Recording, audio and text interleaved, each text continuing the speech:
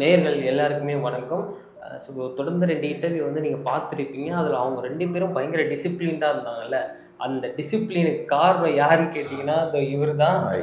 So டிசிப்ளினோட head மாஸ்டராகவே இருக்கார். So நான் இப்படி சொன்னதுக்கான காரணம் உங்களுக்கு புரியாது. பட் நான் இப்போ சொல்கிறேன் பாருங்க. ஏன்னா அவங்க 2 பேரும் பயங்கர டிசிப்ளின் வந்தாங்க. பயங்கர ஜாலியாக போனாலுமே அந்த கதையை சொல்லக்கூடாதுன்றதெல்லாம் பயங்கர டிசிப்ளின்டாக இருந்தாங்க. அதுக்கு காரணம் யாருன்னு கேட்டால் எங்கள் டேரக்டர் சார் தான். ஷூட்டிங் ஸ்பாட்டில் ஒரு 5 நிமிஷத்துக்கு கூட அவர் வேஸ்ட் பண்ண மாட்டார். ஸோ எந்த அளவுக்கு ப்ரொடக்ஷன் நாலேஜோட எல்லாரும் ஒர்க் பண்ணுறாங்களோ அதை விட ஒருபடி அதிகமாக ஒர்க் பண்ணுறாரு அப்படின்ற மாதிரி சொல்லிட்டு இருந்தாங்க. So why the discipline comes. டிசிப்ளின்ங்கிறது டேரக்டருக்கும் இருக்கிறது தான். அது வந்து அது என்னோட டிசிப்ளின்கிறத விட அவங்களுக்கு தான் டிசிப்ளின் இருக்குன்னு நான் சொல்வேன். அது உண்மையிலே அது வந்து பாராட்ட வேண்டிய விஷயம் இல்லை. அதான் ஏன்னா சினிமாவே வந்து ஒரு சஸ்பென்ஸ் தான். இந்த இந்த படத்தில் வந்து என்ன கதை இருக்கும், யார் நடிச்சிருப்பா, என்ன மாதிரி நடிச்சிருப்பாங்க, என்ன இதோட முடிவு எப்படி இருக்கும், அப்படி எல்லாமே சஸ்பென்ஸ் அடிப்படையாக வச்சு. ஸோ அந்த சஸ்பென்ஸை வந்து நம்ம வந்து அப்படியே கொண்டு வந்து தேட்டரில் ஆடியன்ஸை வர வச்சு தான் காட்டணும். நம்ம சொல்ல வேண்டிய விஷயங்களை மட்டும் தான் சொல்லணும். அந்த சஸ்பென்ஸை உடைச்சிட்டோம்னா அப்போ ஆடியன்ஸுக்கு தேட்டருக்கு வர தேவையில்லை, வெளியே கதையை தெரிஞ்சுக்குவாங்க. அது இல்லாமல் நான் வந்து இதில் அதர்ம கதைகள்னு வச்சிருக்கேன். ஸோ நான் என்ன சொல்ல வரேன்னா, சின்ன வயசுலேயே நமக்கு வந்து கதை கேட்கறது ரொம்ப பிடிக்கும். பாட்டி கதை சொல்றது, அம்மா கதை சொல்றது, எல்லாமே கதை கேட்டு வளர்ந்து நம்ம சினிமா பார்க்குற ஸ்டேஜுக்கு வந்திருக்கோம். அப்போ கதையை வந்து சொல்றதுக்காக தான் நான் வந்து உள்ளே வர சொல்றேன். நான் வந்து இந்த மாதிரி கதை கேட்டிருக்கீங்களா, நான் வந்து 4 கதைகளை அவர் சொல்றேன், அதர்ம கதைகள் அப்படின்னு நான் வந்து ஒரு டைட்டில் வச்சு நான் அந்த கதைக்கு இம்பார்ட்டன்ஸ் கொடுத்து நான் அந்த ப்ராஜெக்ட் பண்ணியிருக்கேன். அப்படி இருக்கும்போது அந்த கதை வந்து மேக்ஸிமம் எல்லா டேரக்டரும் சொல்றது தான், கதையை சொல்லிடாதீங்க அப்படின்னு சொல்றது தான். ஸோ அந்த கதை வந்து நீங்கள் தேட்டரில் வந்து பாருங்க அப்படிங்கிறதுக்காகவே அந்த சஸ்பென்ஸை மெயின்டைன் பண்ணுங்க அப்படின்னு இவங்கள்ட்ட மட்டும் இல்லை, டீமில் எல்லார்ட்டையுமே சொல்லியிருக்கேன். அது அவங்களும் மெயின்டைன் பண்ணியிருக்காங்கன்னு தெரியுது. ஸோ நான் ட்ரெய்லர் நான் ஓப்பனாக சொல்லுங்க. ட்ரெய்லர் பார்க்கறதுக்கு முன்னாடி சரி, பாட்டை பார்க்கறதுக்கு முன்னாடியும் சரி, அதர்ம கதைகள் அப்படின்னு ஒரு கதை ஒரு சொல்றாரு அப்படின்னும் போது உங்களை நான் பார்த்ததை வச்சு சொல்றேன். கண்டிப்பா வெளில வந்து ஒரு பயங்கர ஃபன்னா, ஜாலியா, விறுவிறுப்பா இந்த மாதிரி ஒன்று பண்ணலாம், இந்த மாதிரி ஒன்று பண்ணலாம்னு சொல்லிட்டு இருந்தீங்க. அதனால நான் என்ன நினைச்சேன்னா, பயங்கர ஜோவியலா பயங்கரமான ஒரு ஏதோ ஒரு ஹீரோயினோட ஒரு கமர்ஷியல் படம் பார்த்தா எந்த மாதிரி இருக்கும், அந்த மாதிரி தான் இருக்கும் அப்படின்னு நினைச்சேன். பட் நீங்க சொல்லதான் விஷுவல்ஸா அப்படியே ஓடிக்கிட்டே இருக்கு. 4 கதையில இந்த மனுஷன் இவ்வளவு மெசேஜ் உள்ள வச்சுக்கிட்டு எப்படி ஏன் இவ்வளவு ஆதங்கம்? மேக்சிமம் என்னன்னா, முதல் பட டைரக்டர்களுக்கு வந்து அந்த இது இருக்கும், அந்த அந்த எனர்ஜி, அந்த நீ சொல்ற மாதிரி ஒரு ஒரு ஒரு எஸ்ஐ ஆகணும்னு ஒரு துடிக்கிற ஒரு போலீஸ்காரன் இருக்காங்கல்ல, அவன் எப்படி இருப்பான்னா, நான் உள்ள இறங்கினா சட்ட ஒழுங்குலாம் என் கையில அப்படி கண்ட்ரோலா இருக்கும், நான் வந்து லஞ்சம் வாங்க மாட்டேன் அப்படி இப்படின்னு ஒரு கனவு இருக்கும். அந்த கனவோட உள்ள வந்தவன் வந்து கொஞ்ச நாளுக்கு அது தாக்கு பிடிக்கணும், லைஃப் லாங் இருப்பாங்க. நான் வந்து இதாக சொல்ல வரல. மேக்சிமம் பேர் வந்து அது அது அது கொஞ்சம் மிஸ் ஆக வாய்ப்பு இருக்கு சில பேர். அது மாதிரி இல்லாம நம்ம வந்து என்னன்னா, அந்த முதல் படம் அந்த அந்த அந்த வேகத்துல இருக்கும். ஸோ அதனால அந்த கதைகள் எல்லாமே அந்த எனர்ஜியோட இருக்கும். ஸோ அதுதான் அந்த இது மாதிரி பொதுவாக இது எல்லா டேரக்டர்ஸுமே சொல்கிறது தான். என்னென்னா, நான் சினிமாவையும் என் வாழ்க்கையாக பார்க்குறேன், அதனால என் லைஃப் வந்து கொஞ்சம் டிலே ஆகுது அப்படின்னு. நீங்கள் சொல்லும்போது நான் அப்படியே தான் பார்க்குறேன். சினிமாவை நான் என் வாழ்க்கையாக பார்த்ததுனால என் வாழ்க்கையில் இன்னும் கல்யாணம், கச்சேரி இது போன்ற நல்ல விஷயங்கள் இன்னும் நடக்கவில்லை அப்படின்னு நீங்கள் வந்து சொல்லும் போதே நான் கேட்டேன். என்னதான் இருந்தாலும் அந்த ஒரு டேரக்டரை தாண்டி உள்ள ஒரு வழி வந்துருது இல்ல, அந்த சினிமா நம்மளுக்கு கொடுக்குற வழி, அது எப்படி அது சினிமா வழின்னு சொல்ல முடியாது. இது ஒரு லைஃப் ஸ்டைல், அவ்வளவுதான். இப்போ வந்து சில பேருக்கு சமூகத்துல இருக்காங்க, 2 ஒய்ஃப் எல்லாம் கட்டிட்டு இருப்பாங்க. சில பேர் கல்யாணமே வேணான்னு சொல்லிட்டு இருப்பாங்க, அது அவங்க லைஃப் ஸ்டைல். இது நம்மளோட லைஃப் ஸ்டைல், அவ்வளவுதான். இது நமக்கு சினிமா சிந்தனை முழுக்க இருக்கு, அதுவே நமக்கு வந்து ஓகே தான். பட் சொல்றேன், அது வந்து ஒரு பாயிண்ட், ஒரு பார்ட். என்னன்னா, சமூகத்தில் எல்லாரும் ஒரு லைஃப் லீட் பண்றாங்க, நம்ம ஒரு டிஃப்ரெண்டான லைஃப்ல இருக்கோம்ல, அது ஊரில் சமூகத்தோடு வேறையா இருக்கும்ல, அதுதான் நான் அப்படி மென்ஷன் பண்ணேன். ஸோ இப்போ இந்த ஆந்தாலஜி மூவிஸ் எடுத்துக்கிட்டாலுமே நம்மளுக்கு மைண்ட் வருது மாநகரம், அது ஒரு ஆந்தாலஜியான படம். அப்புறம் என்னோட லைஃப் ஹிஸ்டரியா இருக்கட்டும், என்னோட லைஃப் திருப்பி போட்ட படம் சில நேரங்களில் சில மனிதர்கள் ஒரு படம். அந்த படம் பயங்கர ஆந்தாலஜி, அது பயங்கரமா பேசியிருக்கோம். இதை தாண்டி இப்போ எனக்கு படுது அதர்ம கதைகள், இதை விட என் லைஃப்ல ஏதோ ஒரு சேஞ்சஸ் கொண்டு வருமோ அப்படிங்கிற மாதிரி படுது. அந்த வகையில் அதர்ம கதைகள் தெரியும், நீங்களும் சொல்ல மாட்டீங்க ஏதோ ஒரு மெசேஜ் இருக்குன்றத. பட் அதர்ம என்னவா டிஃபரெண்டா இருக்கும் போது அதாவது முதல்ல அந்த படம் ஸ்டைல இருக்காது. முதல்ல மாநகரம், சிலங்கள் மனிதர் சொன்னீங்களா, அந்த ஸ்டைல இருக்காது. அது வந்து ஹைப்பர் லிங்க்னு சொல்லி ஒரு அந்த ஒரு பேட்டர்ல வரும், பேரலல் ட்ராக்ல இருக்கும். இங்க ஒரு கதை நடக்கும், அங்க எல்லாமே கிளைமாக்ஸ்ல கனெக்ட் ஆகும், அப்படி ஒரு கதை. இது என்னன்னா, ஒரு கதை முடிஞ்சு அடுத்த கதைக்கு போகும். ஒரு கதை முடிஞ்சு அந்த உலகத்துல இருந்துட்டே இருப்பீங்க, அந்த உலகத்துல இருந்து ஒரு முடிவுக்கு வரும், ஒரு எண்டு வரும், அடுத்துல இருந்து இன்னொரு கதை ஆரம்பிக்கும். அதுலேருந்து அந்த உலகத்துல உள்ள போவீங்க, போய் அப்படியே அது போய் அடுத்த உலகத்துக்கு கூட்டு போய் அப்படியே 4வது உலகத்துக்கு போய் அப்படியே வெளியே வருவீங்க. ஒரு ஃபீல் குட் மூட்ல இருக்கும். ஸோ ஒரு உலகம் ஒவ்வொரு கதையும் முடிஞ்சு தான் அடுத்துக்கிறோம். இதை நம்ம கனெக்ட் பண்ணிக்கணும்னா பாவக்கதைகள் அந்த ஃபீல்ட்ல இருக்கும். சில்லு கருப்பட்டி இதோட கனெக்ட் பண்ணலாம். ஆக்சுவலா ஆந்தாலஜிங்கிறது வந்து என்எஸ் கிருஷ்ணன் காலத்திலே இருக்கு. அப்பயே வந்து சிரிக்காதுன்னு ஒரு படம், அது வந்து ரொம்ப ரீடிங்ல 1958 டைமிங்ல அவர் எடுத்திருக்காரு 4 கதைகள் அதுலயே.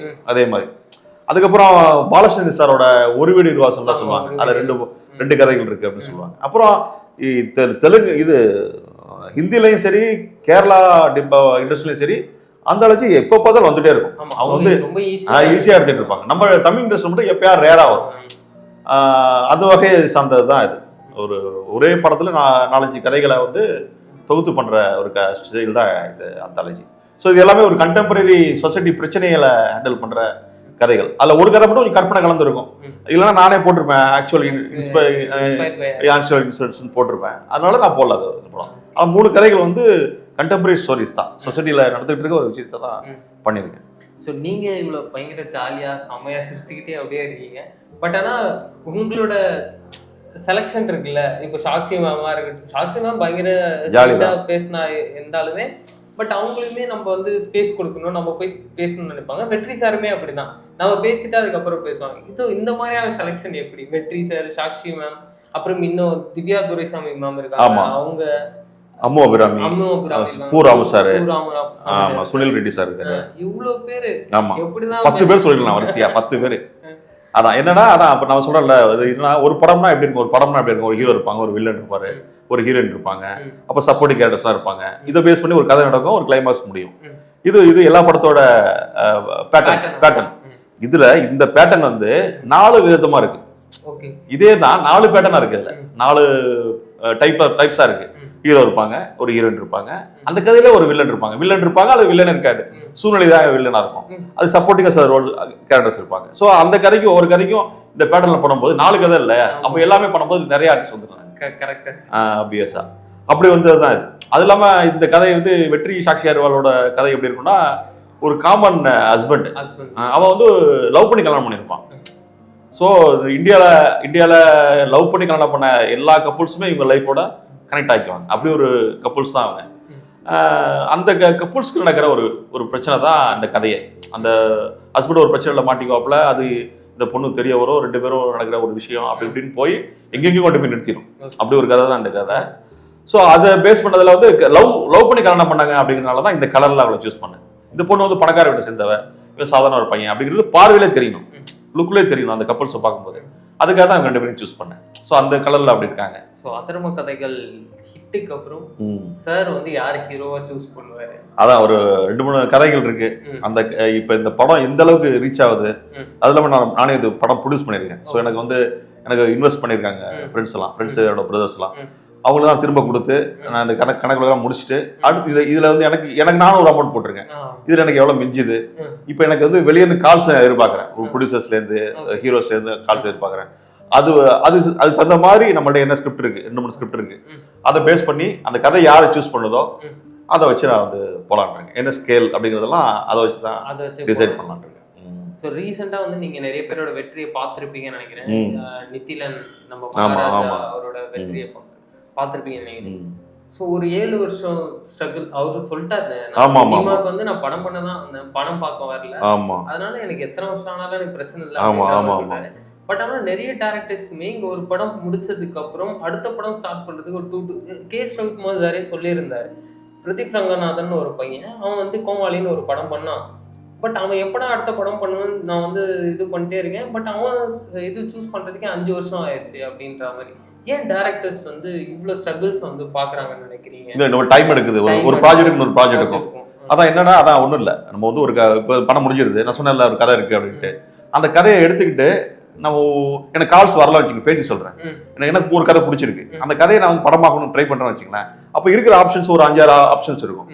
அந்த 5-6 ஆப்ஷன்ஸ் உள்ள ஹீரோஸோ அல்ல ஹீரோயின்ஸோ நம்ம அந்த ஆர்டிஸ்டையோ நம்ம போய் அப்ரோச் பண்ணுறோம்ல, அப்போ அவங்களோட ப்ராஜெக்ட்ஸு, அவங்களோட விருப்பம், இந்த கதை ஓகேவா இல்லையாங்கிறது, ப்ளஸ் இந்த கதைக்கு தகுந்த மாதிரி பட்ஜெட் செலவு பண்ணுற ஒரு ப்ரொடியூசர், அப்புறம் அவங்க இந்த கதையோட பட்ஜெட், இது 3 தான் தீர்மானிக்குது. அந்த கதை, அந்த பட்ஜெட், அந்த ப்ரொடியூசர். ப்ளஸ் அதுக்கு இந்த மாதிரி ஹீரோ அந்த மாதிரி இந்த 4 கண்டென்ட் விஷயங்கள் தான் தீர்மானிக்குது அந்த படத்தோட டைரக்டரோட அந்த அடுத்த படத்துக்கான டைமை. ஸோ நம்ம இதில் எது மிஸ் ஆனாலும் போச்சு. ஒரு நல்ல கதை இருந்து சரியான ஆர்டிஸ்ட் கிடைக்கல, தேடிட்டே இருக்காரு அப்படின்னாலும் லேட் ஆயிடும். இல்லை பட்ஜெட் அதிகமாக இருக்கு, இப்போ புதுசு கிடைச்சிட்டாரு ஆனால் ஹீரோ கிடைச்சிட்டாரு ஆனால் பட்ஜெட் அதிகமாக இருக்குது, அவங்களாலே செலவு பண்ண முடியல அப்படின்னா லேட் ஆகும். இல்லை 3மே இருக்குது, பட்ஜெட்லாம் கரெக்டாக இருக்குது, இதுக்கு அதுக்கு தகுந்த மாதிரி ஒரு புதுசு கிடைக்கலனாலும் லேட் ஆகும். இது வந்து சில ப்ராஜெக்ட்ஸ்லாம் பார்த்துருப்பீங்க, போய் கமிட் ஆகி உட்காந்துருவாங்க, அது ஆரம்பிக்க ரொம்ப லேட் ஆகும், அல்லது அங்கேயே ட்ராப் ஆகி இன்னொரு இடத்துக்கு போவாங்க, இப்படின்னு போயிட்டு இருக்கும். அதெல்லாம் சில இந்த ஏதாவது ஒரு பாயிண்ட்ல தான் இருக்கும் கண்டிப்பாக. ஸோ சாரோட இன்ஸ்பிரேஷன் யாரு? நீங்க வந்து திருப்பி சொல்லிட்டே இருந்தீங்க, நான் வந்து அசிஸ்டண்டா ஒர்க் பண்ணி டைம் கோட் எழுதுறேன், அப்படி யார்கிட்ட சார் ஒர்க் பண்ணணும்னு நினைச்சீங்க? கடைசியா அதை எங்க கொண்டு போய் சேர்த்துது, அதை பத்தி எங்களுக்காக சொல்ல முடியும்? அதான் எனக்கு பிடிச்ச படங்கள் வந்து வெற்றிமாறன் சார் படங்கள், மணிரத்னம் சார் படங்கள், எல்லா படங்களும் நல்லா எடுத்துட்டு இருக்க, ஸ்க்ரீன் பிளே ஹேண்டில் பண்ற, நல்லா எடுத்துட்டு இருக்க, ஸ்க்ரீன் பிளே ஹேண்டில் பண்ற எல்லா படமுமே எனக்கு பிடிச்ச படம் தான், பிடிச்ச டைரக்டர் தான். அதில் சில பேர் சொன்னோம்னா வெற்றிமாறன் சார், மணிரத்னம் சார் இப்படிலாம் சொல்லலாம். ஹாலிவுட் டைரக்டர்ஸும் இன்ஸ்பயர் ஆகும். World cinema film festival attend பண்ணுவேன் நான், அதில் நிறைய டைரக்டர்ஸ் இருக்காங்க. ஸோ நம்ம வந்து அந்த லிஸ்ட்டு பெருசு, அந்த பிடிச்ச டைரக்டர்ஸோட லிஸ்ட்னு பார்த்தா பெருசு. Okay, thanks for valuable. Thank you. எனக்கு தெரிஞ்சு நீங்க அந்த வெற்றியை நிற்கும் போது நானும் அந்த பக்கத்துல இருப்பேன்னு நினைக்கிறேன். அந்த ஃபீல் என்னால் இப்பயே வந்து, ஏன்னா நம்ம நிறைய பேர்கிட்ட ட்ராவல் பண்ணியிருப்போம், பட் ஆனால் ஒரு படம் மேலே ஒரு டேரக்டர் இருக்கிற கான்ஃபிடன்ஸை தாண்டி வேறு யாராலையுமே அதிகமாக இருக்க முடியாது. பட் உங்கள் மேலே எனக்கு பயங்கர கான்ஃபிடன்ஸ் இருக்குது நீங்கள் பேசுறது. ஸோ அதர்ம கதைகள் வந்து அந்த வெற்றியை உங்களுக்கு தேடி தரும், ஒரு நல்ல படத்தை எங்களுக்கும் கொடுக்குன்ற நம்பிக்கை எங்களுக்கு வந்து பயங்கரமாக உண்டாகுது. ஸோ அடுத்த படத்து சாரோட அடுத்த படத்தில் நானும் இருப்பேன். கிஞ்சி குத்தாடியாவது சார் உரமா நின்னுக்கிறேன் சார் அப்படின்னாது நினைக்கணுமா? ஆமா சார், எதுவா இருந்தாலும் பரவாயில்ல, நான் உங்க கூட ஒர்க் பண்ணணும்னு முடிவு பண்ணிட்டேன் சார். ஓகே, கண்டிப்பா. தேங்க்ஸ். அதே மாதிரி இந்த படம் வந்து நான் ஒரு 4 கதைகளை பேஸ் பண்ணது, பழிவாங்கிறதுல பல வகைகளை சொல்றோம் நம்ம.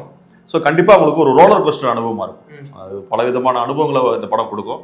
உங்களுக்கு வந்து படம் போகிறதே தெரியாது, அதுக்குள்ளே படம் முடிஞ்சிடும். அந்த ஒரு மூடு இருக்கும் படத்தில். கண்டிப்பாக பார்த்து தியேட்டரில் என்ஜாய் பண்ணணும் கேட்டுக்கிறேன். தேங்க்ஸ்.